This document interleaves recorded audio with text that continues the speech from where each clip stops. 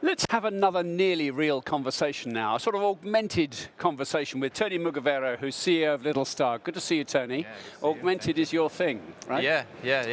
Absolutely. When is it right to pitch to a client, let's do something using AR?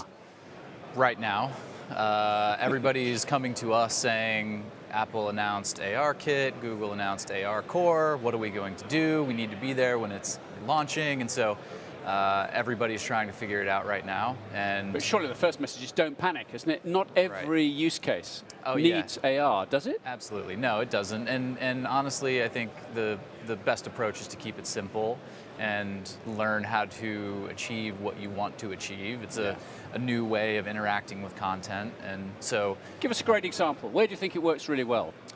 I mean, simple use cases like opening a book. You can recognize things in that book, and then things pop out of that book, like a children's book, and there's an additional rich story to that. Overlays if you're working on a car, for example. If you had the ability to see in that particular model where all of the spark plugs were, and how to get to the oil pan or whatever. Do you think when things settle down a bit, this will be the core use of this kind of technology, rather than necessary general entertainment like a movie, drama, sports?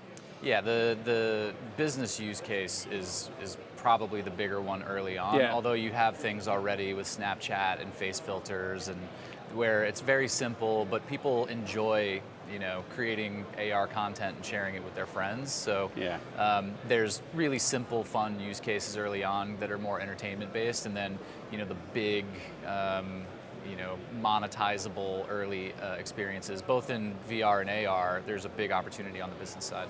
And in creating the right kind of content, is that a real challenge, or actually the cost of acquisition surely has gone down?